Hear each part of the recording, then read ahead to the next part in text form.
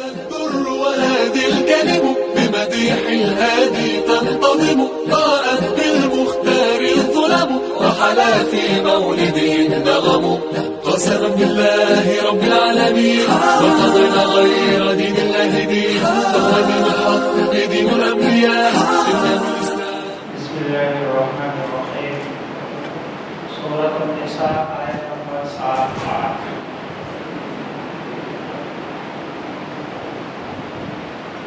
پہلی آیت اور دوسری آیت دونوں کا تعلق وراثت کے ساتھ. جو مرنے کے بعد جو مطلب مال چھوڑ دے اس کو متروک کا مال کہتے ہیں. اس کے کیا حصے شریعت میں مقرر ہے یا یہ ثوابدیدی اختیارات ہیں. تو اللہ تبارک و تعالیٰ فرماتے ہیں یہ ثوابدیدی اختیارات نہیں. اس کے حصے اللہ تبارک و تعالیٰ نے مردوں کے لیے عورتوں کے لیے اپنے اپنے مقرر فرمائے ہیں. للرجال نام کے لیے الرجال ترجمہ ہو گیا مردوں کے لیے. نصیب حصہ ہے. مما یہ اصل میں ہے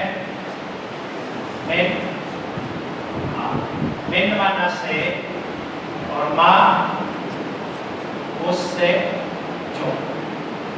مما ترکا مردوں کے لیے حصہ ہے اس میں جو ترکا چھوڑا.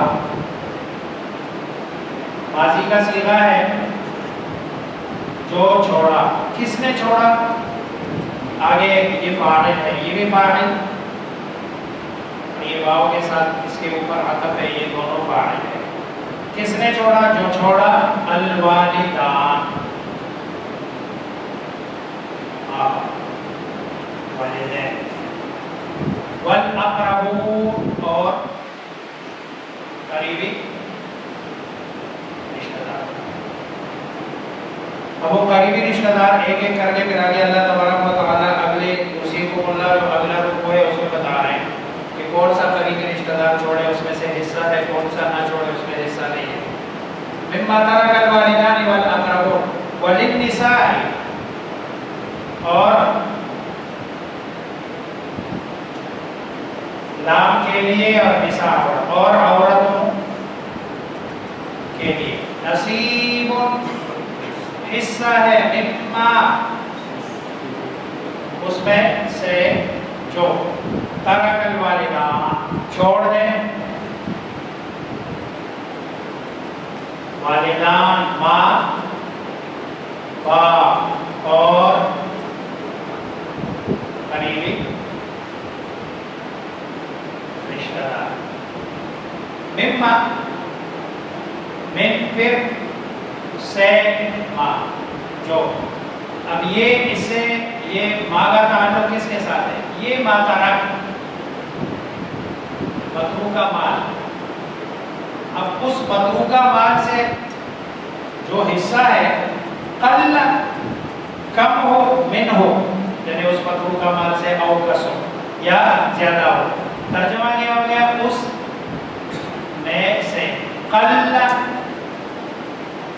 کم ہو اس سے او یا کثرہ زیادہ. گویا کہ کم زیادہ یہ اللہ تبارک و تعالی نے مقرر کیا ہے. کم ملے زیادہ ملے. پھر یہ جو متروکہ مال ہے اس متروکہ مال وہ چاہے تھوڑا ہو یا زیادہ ہر صورت میں تقسیم ہے جو اللہ تبارک و تعالی نے بتائی ہے. اسی حساب سے کوئی بندہ یہ نہ کہے بھائی 10,000 روپے تو رہ گئے اس کو کیا تقسیم کریں گے, چلو یہ فلاں کو دے دیے جائے. نہیں, ایسا نہیں ہوگا. جو شریعت کا چاہے وہ 10,000 ہے چاہے وہ 10 کروڑ ہے ہر صورت میں اس کو تقسیم کیا جائے گا. آگے جو اگلا جملہ ہے نصیبا حصہ ہے مفروضا اللہ کی طرف سے مقرر کیا ہوا. نصیب یہ ویسے ثوابدیدی اختیارات نہیں ہے. نصیبا حصہ یہ موصوف ہے اور یہ اس کے لیے صفت ہے ترکیب توصیفی جس کو کہتے ہیں. نصیباً حصہ، ایسا حصہ مفروضاً مقرر کیا ہوا، فرض کیا ہوا اللہ تبارک و تعالی کی طرف سے. وَإِذَا حَضَرَ الْقِسْمَةَ، آگے ان رشتہ داروں کی بات ہو رہی ہے کہ جن کا وراثت میں حصہ نہیں ہوتا. اب وہ اگر وراثت کے وقت موجود ہو تو ان کے ساتھ کیا معاملہ کیا جائے.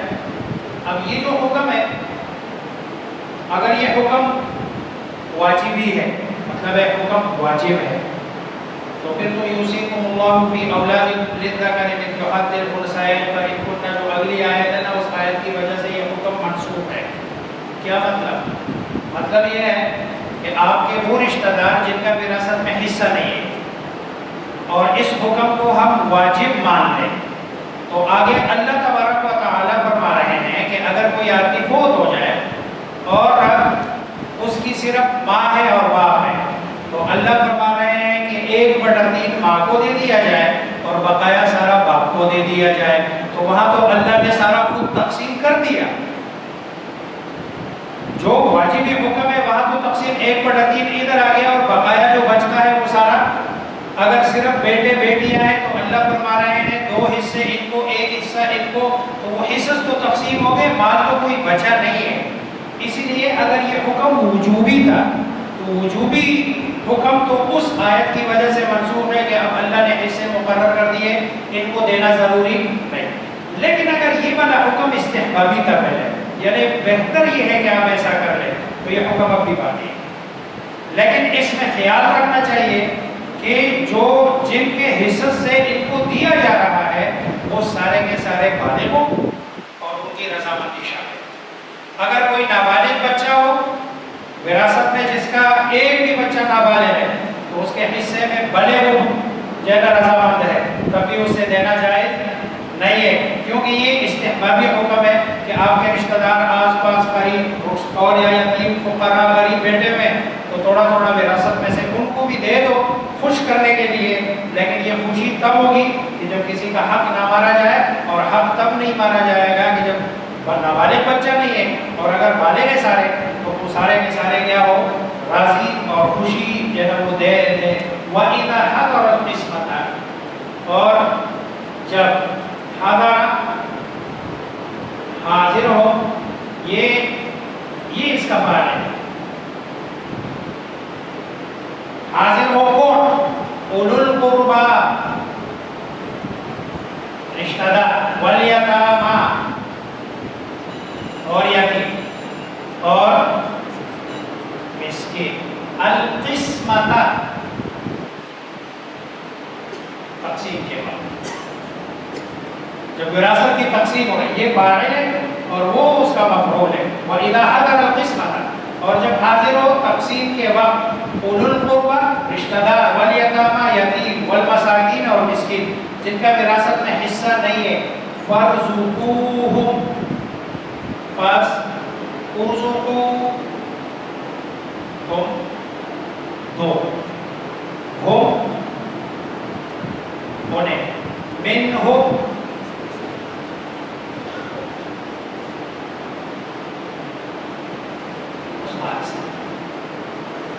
لیکن یہ حکم میں نے کہا کہ استحبابی ہے، وجوبی حکم نہیں ہے. وَقُولُوا لَهُ، اور کہو انہیں، قولا، بات معروفہ، اچھی، دستور کے مطابق.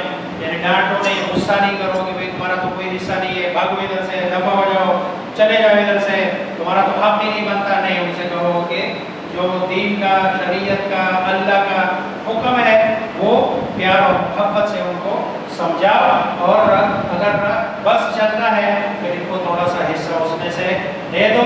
لیکن یہ حکم استحبابی ہے، وجوبی نہیں ہے، کیونکہ آگے اللہ تبارک و تعالیٰ نے حصے بالکل مقرر کر دیے کہ اس کے اتنے، اس کے اتنے، اس کے اتنے، اس میں سے بچتے کوئی نہیں ہے کہ جو ان کو دے دیے جائے. اگر اپنے حصے میں سے دینا کوئی چاہے تو بہتر ہے اور دے دینا بھی چاہیے، خصوصاً اگر اپنا کوئی رشتہ دار کمزور ہے تو اس میں سے اس کو دے دے. اور یہ جو بالغ ہے یا بڑا ہے، گھر کا سربراہ